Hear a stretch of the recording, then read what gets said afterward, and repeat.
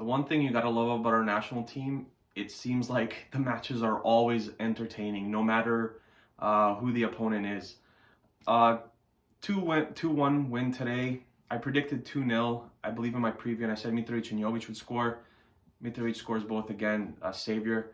When I put out my lineup, I had a different formation than what was out there. I had 4-1-3-2, but Stojkovic just decided to stay with the traditional 3 at the back, 3-4-2-1 with Tadic and I guess Milinkovic Savic playing as the 2 attacking midfielders, and Mitrovic playing up top. And like I said in my preview, I had Radonic in the starting lineup because I thought he really changed the game against Portugal when he came on at halftime.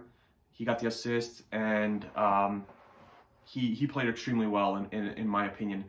And I said in my preview, go to Radonic early because he's the type of player who needs to see the ball early for him to do something and to kind of carry it on throughout the rest of the match. Now, to be fair, as the match progressed, he saw less and less of the ball. But what he did in the first half, just running down his right flank, he created a difference, and his speed created a lot of trouble for Azerbaijan, and him whipping in balls into Mitrovic, and Mitrovic should have scored on one of the headers that he had that it just glanced wide. But he's a player that I think Stojkovic can count on. Like I said, with his speed, he can really make a difference going forward, and he did that exceptionally well today. Like, where would we be without Mitrovic? Another 2 goals today. Great poise on the first goal. I thought he had excellent patience on the second one. It was a nice little dink through by Sergei Milinkovic-Savic as he waited for the ball to bounce, and then he kind of hit it first time. There was a moment in the game where I was kind of frustrated where Tadic got by 2 or 3 guys, and then Mitrovic kind of got the ball lost in his feet, which kind of frustrated me a little bit, but I can't be mad at the guy. He keeps on scoring goals. He keeps the record climbing of the next guy. And I don't think, to tell you the truth, I don't think the next closest, it's probably like somewhere like 15, 16 goals. So he's way ahead of the head of the competition right now. The back line. I'm not very sold on the 3 at the back. I think it's very slow.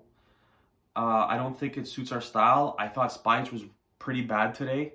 He had the throw-in the second half where I think he had passed it to Pavlovic in our own zone, pretty much close to our 18-yard box. And, you know, if it was a better striker, the Azerbaijan player cut it off and he kind of shot it on net. And if it was a better striker, that's a goal and it's 1-1 and it's a stupid mistake.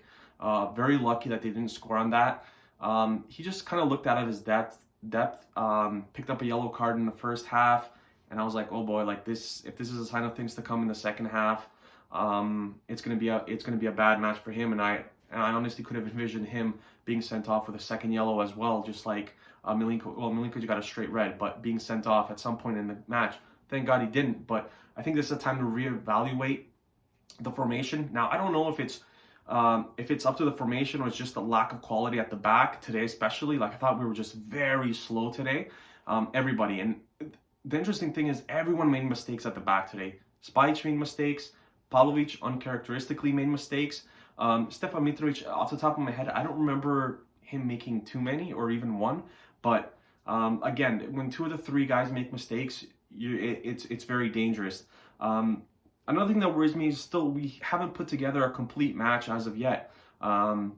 We played well in the second half of both of the matches against Ireland and Portugal, and today, to switch it up a little bit, we played well in the first half, and then maybe the last 15 minutes of the second half we played well. There was a spell there where Azerbaijan looked a lot better than us in the second half. Give up a stupid penalty.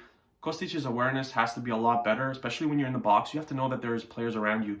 And it's also the job of the Serbian players to let them know, like, there's a man on to your left, to your right, wherever the guy may be. And I believe he was on his right side.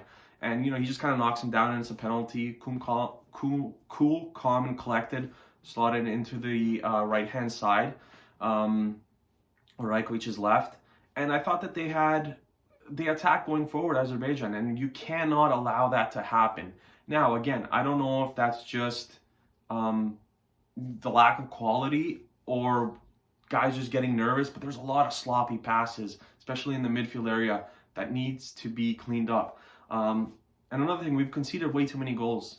So that's what, 5 goals that we've already conceded in the first 3 matches. That's a lot to give up. And I know that we're fortunate enough to win 2 of those matches. And one, honestly, if Portugal should have beat us. Like up 2-0, you have to, finish the game off, score a third, and end it, which it didn't, thankfully, for us. But you can't. First thing is you can't go down a goal. It's dangerous no matter who you're playing with. But just allowing way too many goals. Now, I don't know if that's up to the formation once again, or it's just guys not having their heads in the game. We have given up some costly mistakes at the back, which needs to be cleaned up. And I think that looking forward, if we do 3 at the back, I think Milunovic needs to be called up to the national team. The Red Star center back, he got injured today in Red Star's match. Hopefully it's nothing serious, but the next qualifying, I believe, is in September, so there's a lot of time.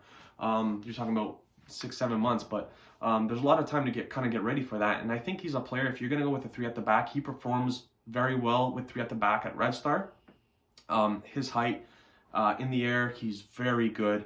Off set pieces, he's very dangerous, whether it's corners or free kicks. He's scored a bunch of goals this season just that way. You can ask Ghent, he scored twice there.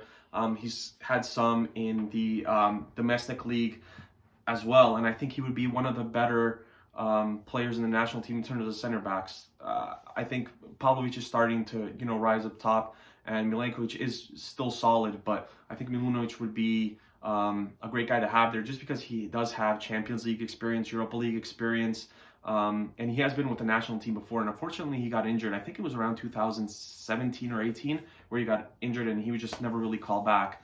But he played very well for Bate Borisov. So I'm happy with the 7 points from 3 matches. I'm not overly excited about the play on the pitch. Like I have mentioned, there's a lot of careless passes, and they especially happen when we're up and we start to get a little sloppy, where we maybe think that the match is over, even though it's 1-0. That's a dangerous result for no matter who you're playing. And I think we're too slow in transition. When we lose the ball, guys have a tough time getting back. When we do track back, guys are in kind of positions that they're not maybe used to. I know Gudel does a lot of covering back with the center backs, especially when Pavlovic does one of his famous runs forward, where he just kind of gets the ball and tries to deke guys. He's good at slotting back, and so is Maksimovic.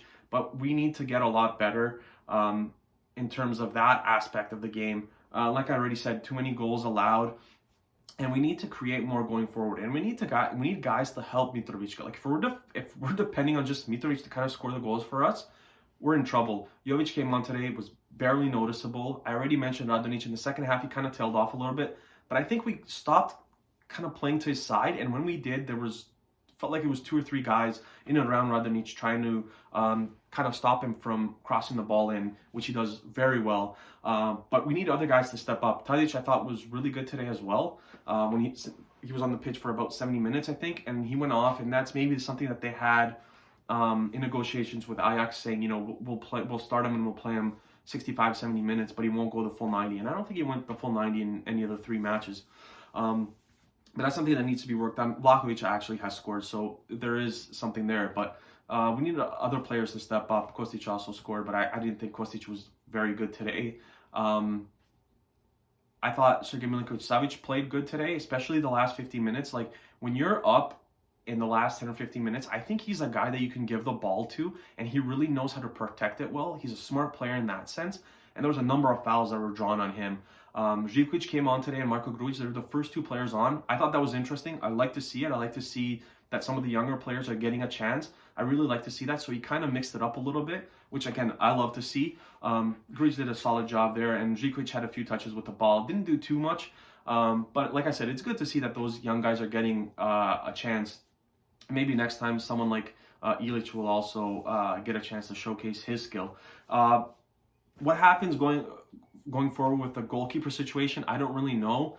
Rajkovic had some miscues with the ball as well, trying to deke guys, believe it or not. Dimitrovic hasn't been that great for the national team in the 2 matches that he played. To be fair, he did play against a shorthanded Ireland team and a very good Portuguese side.